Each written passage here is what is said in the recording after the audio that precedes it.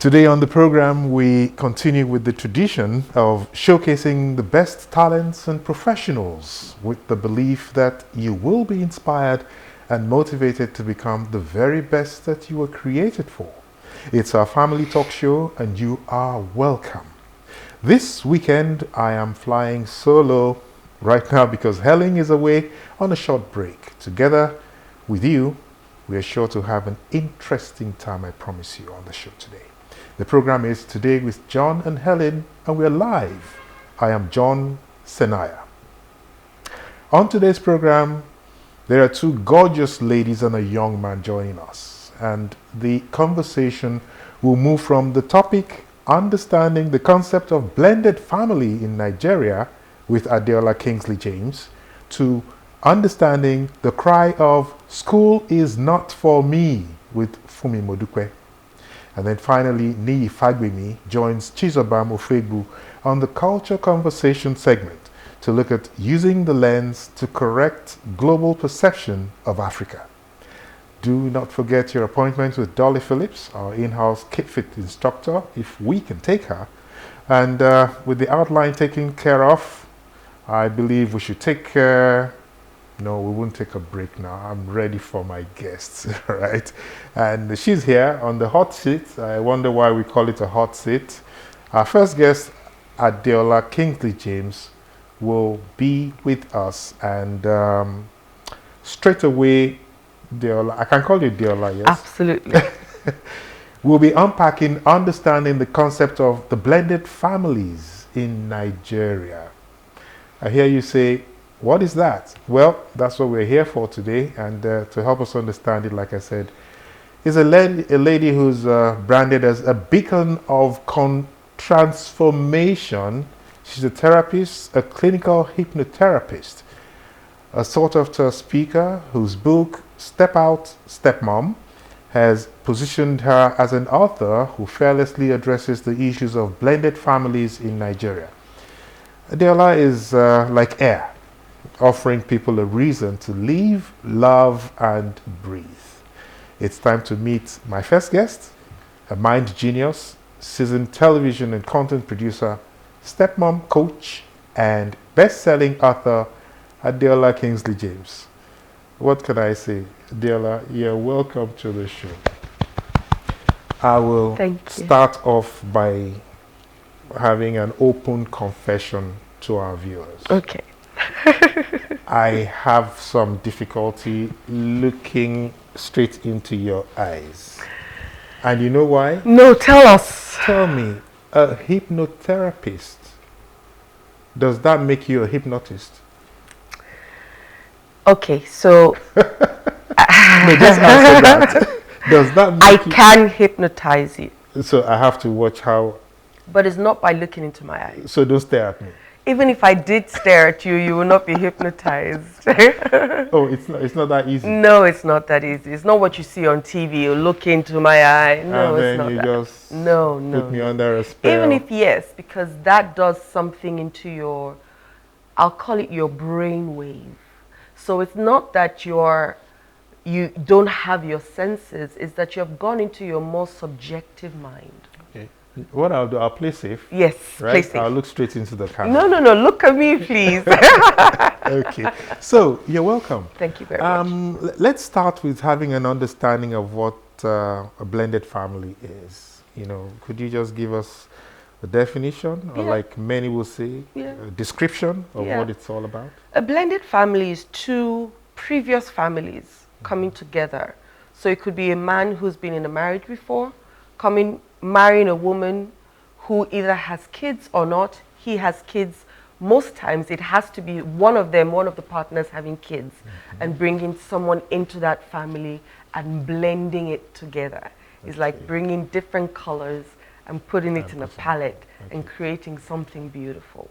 Yeah. So that's really what it is. So somebody has come with kids, and another person either has come with kids or just alone, and there's now a new blend.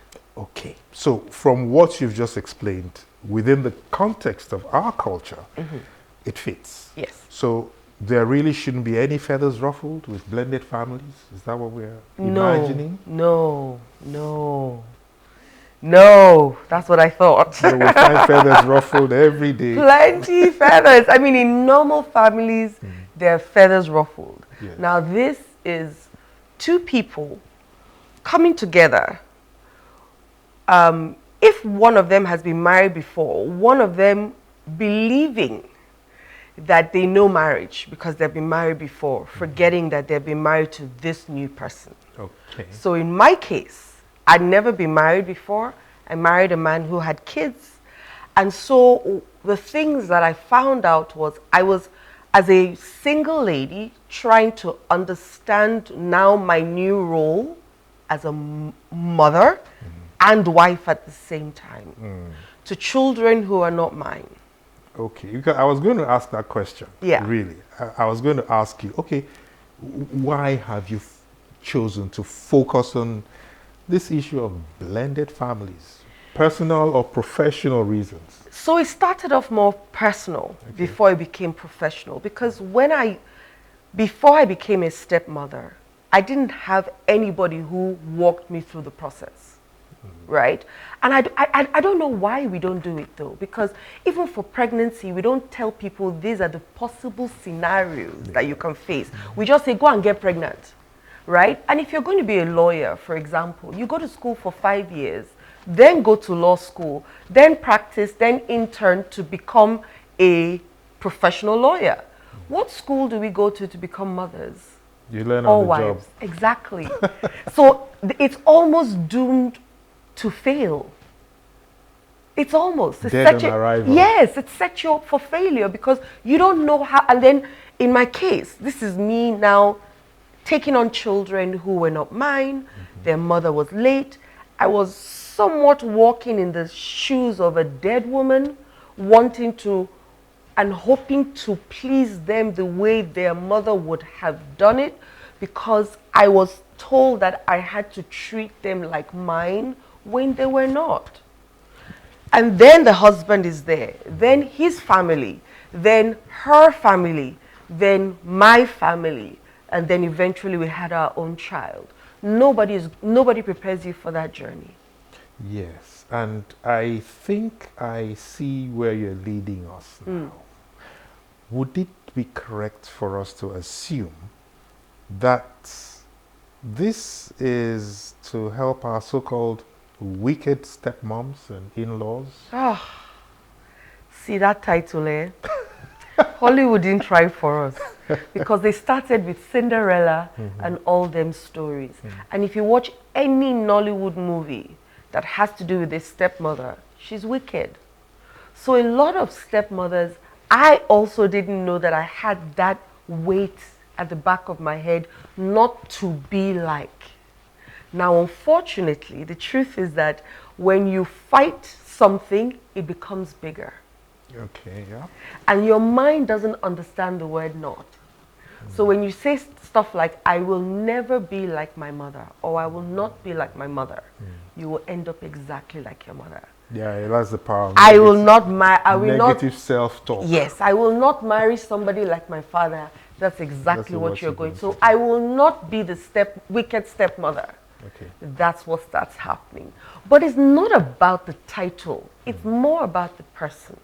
Because I've met stepmothers who are really great because they're great human beings first before being stepmothers. I'll take you up on that. Yes. Because I've tried to do a population, whatever, of witches and wizards. And I find that the population of witches who present themselves as stepmothers or the other way around is so huge that in an environment like ours, we probably have about 25% of our population with witches and wizards. How did we get there? I honestly, I think we're very superstitious people.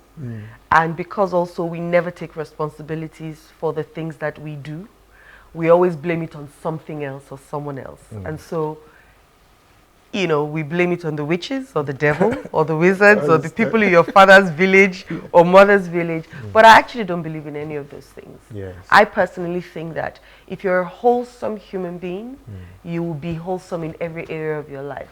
If you're hurt, you will be hurt. Because hurt people. But hurt people are first hurting. I agree with you, but let's look at the transition. Yeah. What makes a stepmother, that movement from being stepmother to a witch? I don't know where that blend comes in from, to be honest, because I've heard of mothers who also are called witches, so it's not just stepmothers. So there are good witches and there are bad witches. I don't know. I don't know anything about witches, so I can't really talk about it. But I think that there are people who are wounded, and they will behave wounded, you know. And for stepmothers, a lot of stepmothers or stepfathers, because it's not just on one side, they don't feel welcome. So this is a family who already existed. They already had their nuances, they had their traditions, they had the things that made them laugh, they had their jokes. And so you're coming into something that you are not a part of. Now, if therapy, and that's one of the biggest mistakes that I made, that we didn't go through therapy or counseling to bring us all together on the same page to forge a new nation or a new family, as the case is. My husband thought that he'd been married before, so he knew how to do marriage, forgetting that he'd never been married to me. I thought I was an adult, right? So I've dated before, so how hard is it? And they're children. In my mind then, children are commanded, are told what to do, and they just fall in line. That's not the way I believe right now, because I believe that children are little humans. Or little, yes, I call them little humans, but they're humans as well. And so they have their own emotions. And so that was one of the things that we didn't look at. We didn't ask the children how, I didn't ask, of course, the children how they wanted to be loved. Nobody asked me how or what love meant to me. So there was a lot of misalignment. And can two walk together except they agree? Is and the question. we'll come back to the therapy thing, because I mean that struck me when you mentioned it. Yeah. Why therapy? But we'll come back to it. Okay. So now let's look at a common scenario, where a woman enters into a new family, and of course with an existing structure, like you said. How does she adapt or blend without ruffling any feathers? How is it? It's not all down to this therapy thing. Honestly, a huge part of it starts from there. Okay. Right? I only found out in marriage how wounded I was. So I didn't know that I carried so much wound or baggage or trauma in my heart until I was put in that scenario. And a lot of things started to show up. My ugly, let me call it that, started to show up. And because I knew that this wasn't the person that I felt like inside, I knew that there was something wrong with me and I had to seek help. I didn't know where to find help, but I knew that I needed help at some point in our marriage. Honestly, if you had said to me that we would still be together, I probably would have told you a couple of years no. Right, because we were not, once again, if you're not prepared for a journey, it's doomed to fail from the beginning. It's amazing how open you are about this. I am, because the truth is, if I found help, maybe I wouldn't have gone through some of the things that I went through the way I went through it. So for me now, I am that voice for stepmothers and blended families to say it can work. I know that they say between 60 and 70% of second marriages don't work because nobody prepares you for it. So if you're better prepared for a journey, then you most likely will have better tools to use when the feathers start to be ruffled, because they will. Every relationship has its challenges, whether single parents or, you know, normal marriage or blended families or polygamous marriages. They will all have their own challenges and their issues. But if you're better equipped to know what to do when some of the ugly heads rear its heads, then you most likely will go through it with better emotions, and it starts from there. But if you're able to regulate your emotions. But the general rule is that when you get into marriage, the institution of marriage, you're never prepared for it. It's like you learn on the job, like which we I say? think is a problem. Which it is. Which is a problem, because how do you do something well when you're not Not prepared for it? for it. So it's almost like we're struggling, and then on top of it, we're trying to understand each other now better. Then you bring children, so both of you are so wounded and damaged. Then you bring children that you already from birth damage. So why can't we do it a different way is the question. Why can't we? Why can't we start off by at least getting ourselves to a point where we say, okay, we've dealt with some of our trauma. We've dealt with some of the beliefs that we have about ourselves or our personalities that are not serving us. So now we're on a trajectory of growth. When we then come together, more things will rear itself out, because you get to know yourself better in a relationship, not by yourself. So if you then see it, because you now have knowledge that this person is teaching me more about myself than being the problem in my life, you then start to deal with those things that rear itself up that have been triggered by this person, because now you're saying this trigger, you know, it's not about the person, it's about what already existed in you. Okay, now that sounds a little academic to me, but okay, I'll let you off with that. But I want to look at the system, our system. Yeah. I mean, rightly or wrongly, the Nigerian and indeed African culture allows outside influences to meddle into individual families and all of that. It's like it's a given. It you is. know, they're allowed to Yes. come in and, you know, try and influence you in one way or the other. Now, what would you say about that? How does that play with this need for us? If we go back to the foundation, which is therapy, and I would always go back there, because that will give you a solid foundation to build your house on. In that situation, you would have agreements.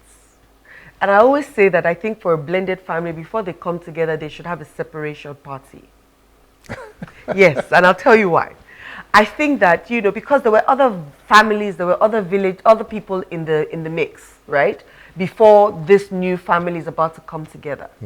In my case, my husband had been on his own for about 7 years before we got married. Okay. Now, his late wife, her family were in the picture. Now, imagine if we had gone through therapy, we'd agreed that this is how we want to create this family.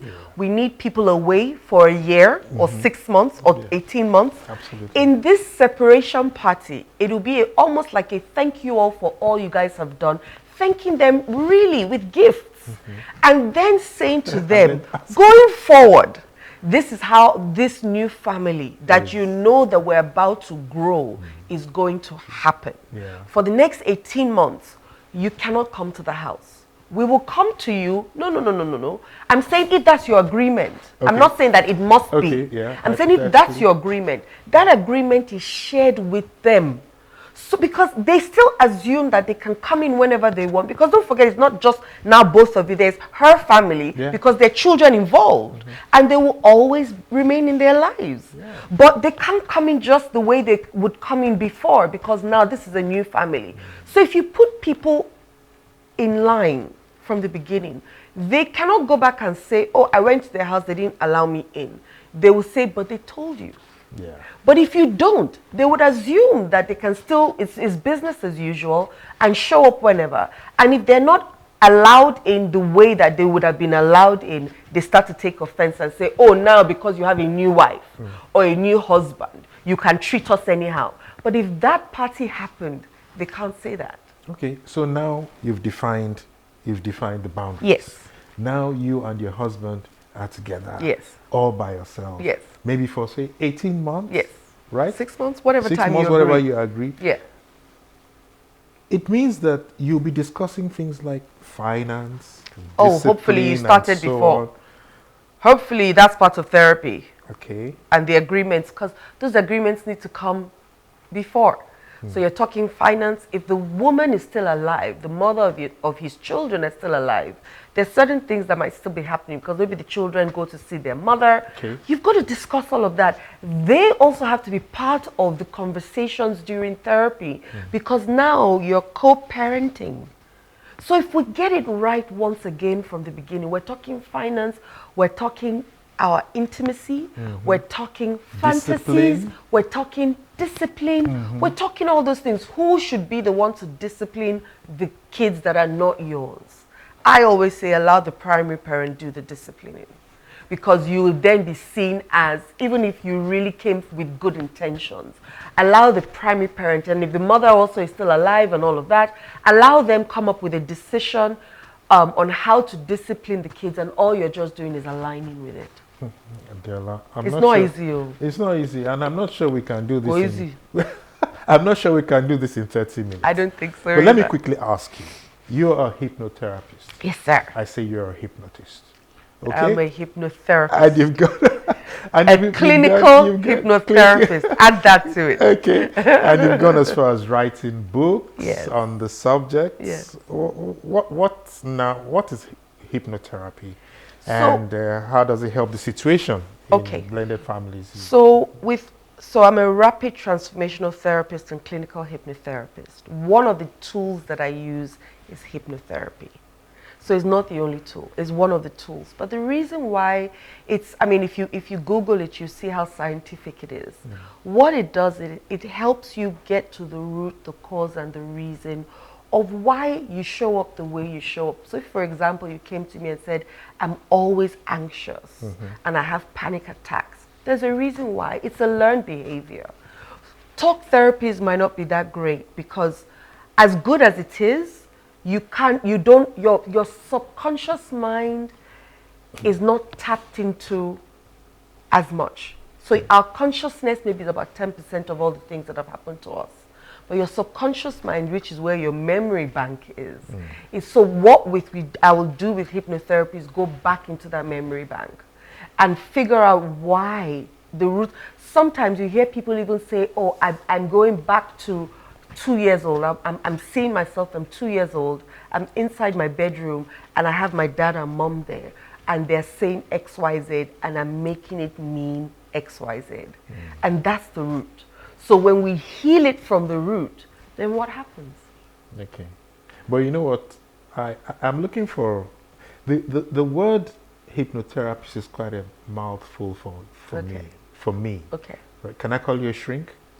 I play in that space. You can call me a shrink. Yes. So you're a psychologist? I work in that space. You yes. work in so that I work space. Yes. So it's all around psychology, isn't it? Okay. And majorly about your mindset. And that's the way your mind is set.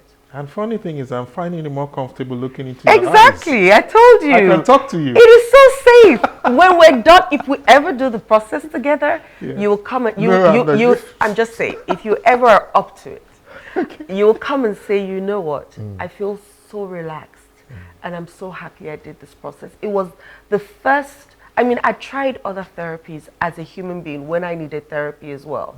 And everybody needs therapy at different stages and ages of your life. Every human being, I still have therapists that I go to till now, and I work as a therapist. So it's something that we all need because it's called a blind spot for a reason. You can't see it. Yes. And so this person helps you to do that. That's all it is. So we see a bigger picture because I can ask you more questions that you don't have the skills to ask yourself. And you have the answers, but pulling it out, you need somebody to be able to do that for you. And once you go through that process, like I said, different talk therapies, I kept on saying to myself, there's still something I haven't touched. There's still something I haven't touched. And then in my search for touching it, I found this lady who did this process for me. And I think it was the first and the best and one of the only things that I would tell anybody on earth to do because it would change your life forever. It did mine. It did. It did mine. I can tell you for free. Yeah. So tell me a bit more about this therapy thing. Do you run a clinic? Do you have sessions? Oh, yes. How long would, for instance? It would depend on what you're dealing with. And most people, you know, I have this intake form and I have a box of concerns, I call it, and I threw in so many different things. And, you know, people will pick, oh, I'm anxious, depression, confidence, loving myself. Some people have physical ailments as well, because most of our physical ailments started emotionally, but we just don't know it.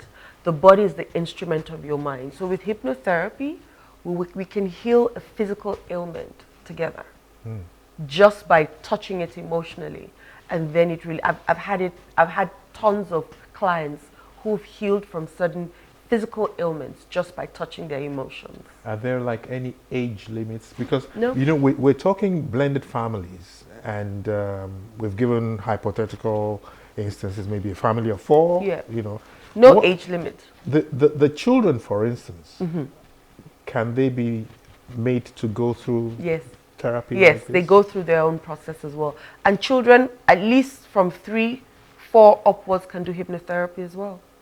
We have a different, you know, way of doing it, but they've got the same brain that we have. They can tap into their memories just like us. So we work with them differently. And I don't only work with blended families. Now I have all kinds of clients, and I do sessions. But depending on what you come with, for example, I could say, okay, you know what, we need to do 3 sessions, 4 sessions, 5 sessions, depending on what it is. But I've realized that, you know, therapy is great, hypnotherapy is much better, but then a continuous developing yourself personally is greater. Because a lot of us only develop ourselves professionally. We forget that the personal side actually rules that professional side. So we have a lot of empty people inside, but great on the outside. Wow. And a lot of people are working on this. I call them functioning traumatists. So they seem to be functioning, but they're carrying a whole baggage of trauma. Yeah, And they need to release it to be able to live better lives. But because we have been trained on the external, we don't know how important the internal has to be for the external to show up in a better light or better way, I'll call it. Yeah, you know, this reminds me of, I have these nuggets that I publish now and again. I think it was 2 weeks ago on this show, and the nugget was, if it's not good on the inside, it can't be good on the outside. Because you can only give what you have. You can only give what. Yeah. Now, I'm quite, I feel for stepmoms, okay? And it's a good thing we have you here now. What would you want to tell them in clear terms, right? Let's deal with stepmoms first, and then let's deal with not women, because it affects both. It affects both. Marriages. Yes, yeah. marriages. So what would you want to say to stepmoms? I will first say, find yourself before you get into a blended family. Because there's a huge chance that you can lose yourself a lot more. Understand that there's a reason for you to be there, and so play that reason to your advantage rather than your disadvantage. Great. Give it time. The children may not like you on the first day. They might not even like you after the first 10 years, because some of them are still trying to be loyal to their primary parent. But your love will always win. That's if you have love, though. If you haven't, then you're going to be fighting a huge battle. I made some of those mistakes. You know, I listened to people that I shouldn't have listened to, because people were advising me from their pain, and I didn't know that. And so I was running from that, from hot fire into hot fire, right? And you have a lot of people who are advising you, don't agree, make sure you have your own, I think you also need to be careful of who you listen to, because it can really, really damage you. And for generally, even for normal families, I think the people that we listen to really matter. It does. Who do you go to for advice? And find yourself first, because you cannot help a child find him or herself if you're lost. Yeah. Right. So I think that's one big thing that we really, really need to do. That find really ourselves. Is. And I totally agree with you. Absolutely, completely. and well, you definitely did justice to this topic today. I could keep you here all day. I can talk for 2 years, and actually. I believe our viewers took some notes. It's been a huge pleasure sharing all of this with you. Thank you. Thanks for your time and inspiring insight. You're still navigating life and learning how we can together empower the family, especially in these difficult times. We shall take a break right now, and when we return, the heat will be turned up as we take the conversation to a totally new level. Stay with us.